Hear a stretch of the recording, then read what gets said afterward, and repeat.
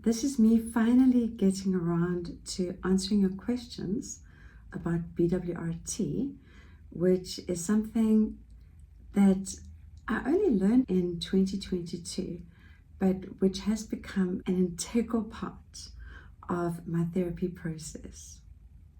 So what I'm going to do is I'm going to repeat each question, and then I'm going to do my best to answer it. So the first question is, what exactly is brain working recursive therapy, also known as BWRT?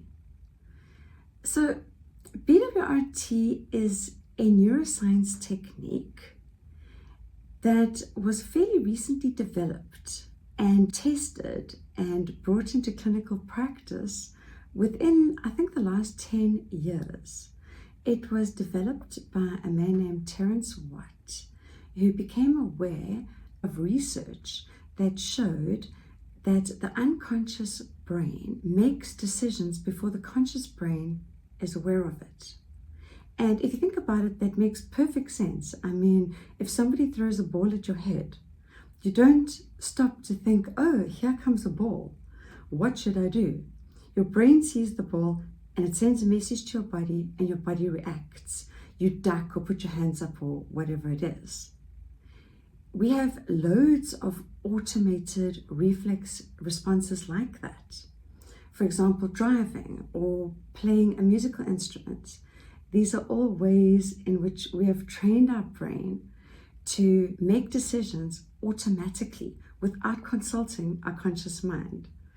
And this is great when it is something helpful that your brain responds with, but less so when the response is unhelpful. So for example, it's great when your brain sees a red brake light in front of you and immediately causes your foot to brake, but it's not so great when just a thought or an image in your head suddenly triggers the beginning of an anxiety attack, even a panic attack, or some other kind of unhelpful, stressful response. So BWRT is a way of reprogramming that unhelpful response into a more helpful response. Question 2. What is the primary goal of BWRT? So the primary goal is the reworking of an established neural network or a neural pattern so that a previously unhelpful association is changed into a helpful association. So if you're someone who suffers from road rage, for example, somebody cuts you off and your instant response is fury and anger, BWRT will very quickly and very easily change that response into what you'd prefer. So maybe you'd rather be calm and controlled, or maybe you'd rather find it funny. All of this is very possible with BWRT. So the primary goal of BWRT is to change unhelpful reactions into helpful automatic reactions, to break the unpleasant association previously triggered by something specific.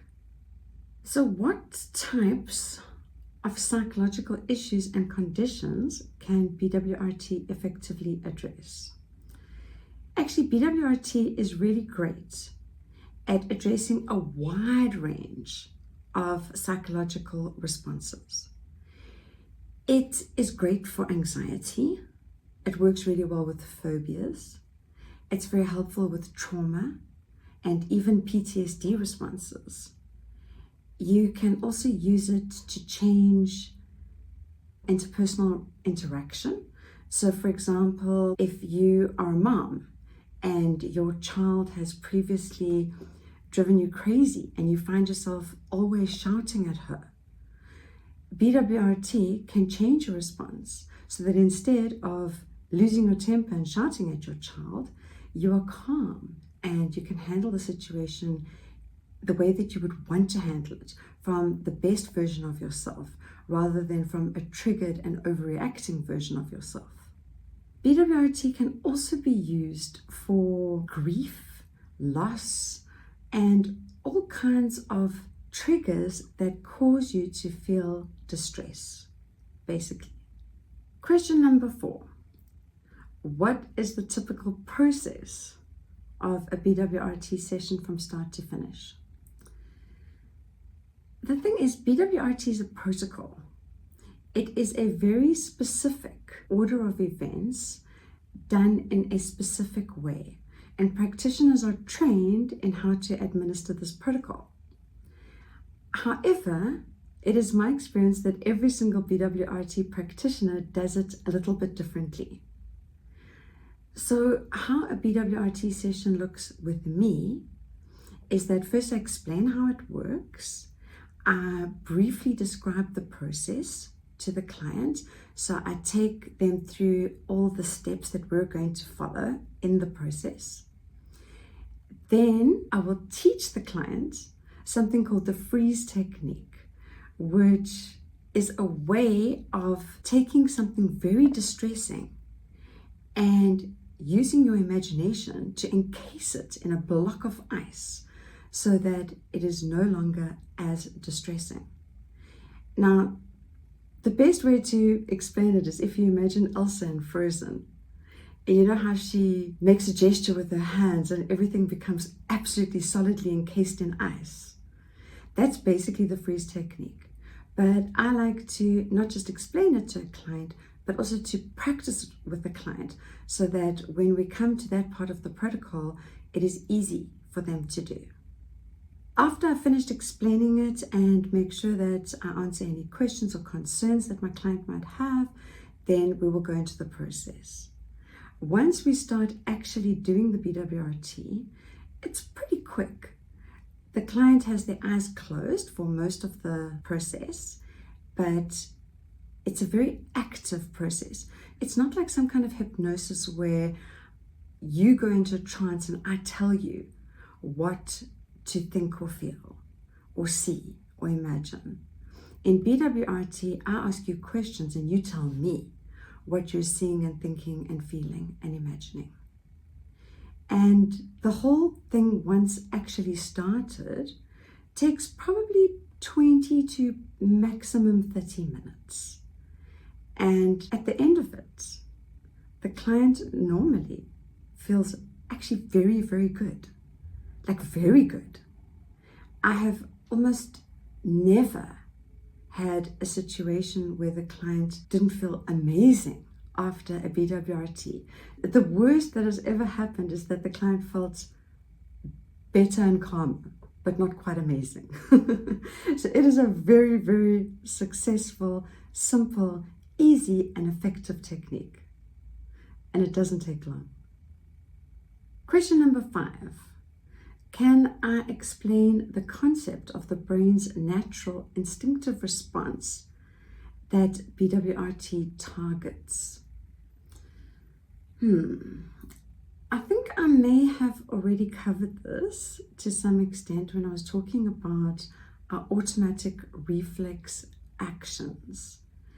And I think analogy is actually the best way to understand this.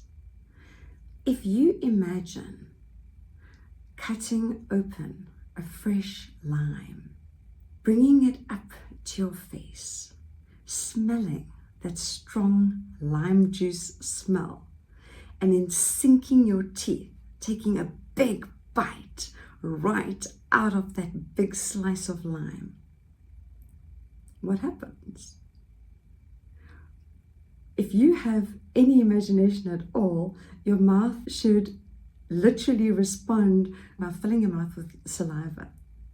And that is a great example of the process that BWRT targets. Something doesn't have to be real for your brain and your body to experience it as real. And that is why when you think of a very distressing memory, you will actually begin to cry. Your heart rate will accelerate. Your hands will start to sweat. You will feel the panic as if it is happening to you in the here and now. That is an automatic response of your brain and your body to a specific trigger, which in this instance is the distressing memory or the distressing thought. For example, if someone has a severe social phobia and they panic at the thought of public speaking, which to be fair is most of us, the moment that we imagine getting on the stage, our stomach goes into a knot. BWRT is about targeting that automatic knot so that later, after the BWRT, you will think of going on the stage and you will not have that feeling. Instead, you will either feel quite neutral or you'll have a positive feeling. And that's an amazing change. Question number 6. How does BWRT differ from traditional talk therapies in terms of its approach? BWRT is a contentless approach. So basically, I don't need to know the details of the memory that you're going into, the memory that you want to change, in order to treat it. So you don't have to tell me what the memory is. And if it's a traumatic memory, this is actually super helpful because in traditional talk therapy, for example, if you had had a terrible traumatic experience, maybe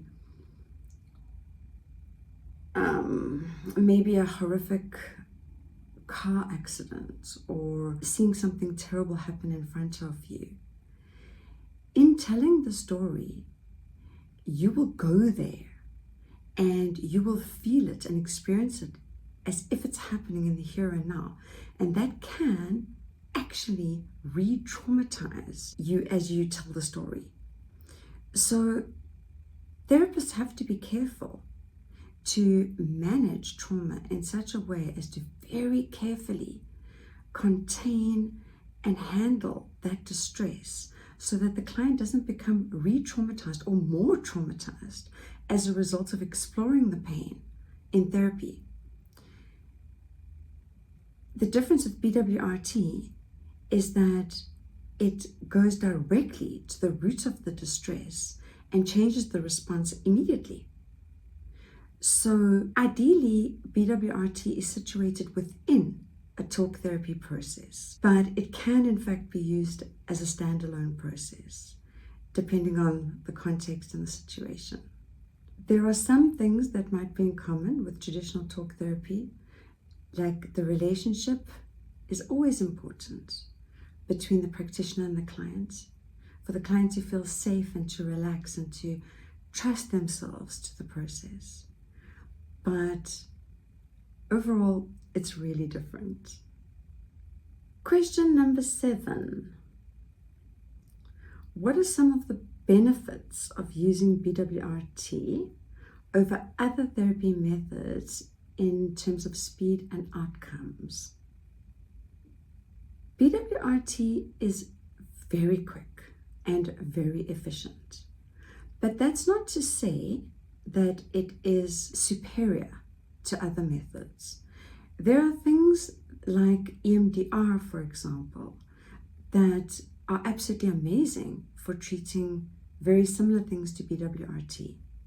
And I think it more depends on the individual clinician and their approach and what fits in better with their particular style. So it's not that one or the other is necessarily better. It's which one suits a specific therapist. But overall, therapy is highly beneficial. And I would never say that BWRT is better than talk therapy. I would say that BWRT is a useful adjunct to talk therapy. It complements talk therapy. But in truly understanding yourself and understanding why you have these triggers in the first place, and building a different relationship with yourself and a stronger self-esteem, that is ideally situated inside a strong therapy relationship and an evidence-based clinical approach, as well as BWRT. Number 8, In what ways does BWRT ensure that therapy is non-invasive? So as I said, BWRT can be extremely non-invasive. If a client shows distress, I can, for example, ask them, would you like to tell me about it? Or would you like us to do BWRT immediately? And if they say they'd like to go ahead with BWRT, then I would do the process and follow the protocol without having to know anything about the exact memory that's making them feel such distress. I would not need to know the details. And that is how BWRT is the opposite of invasive. It's actually very respectful. And because BWRT is a contentless, non-invasive therapy technique, it's actually one of the very few techniques that it is okay for a psychologist to practice on friends, for example, even with people that you know well. Okay, so it seems like that's the end of your questions. I hope you enjoyed this video, and I hope that I've answered some of the questions that you might have about BWRT and how it works. But if you have any follow-up questions, please don't hesitate to put them in the comments below. And if you found this video useful, then please do click like and share it with somebody else who you think might benefit from knowing about this process and possibly engaging in it.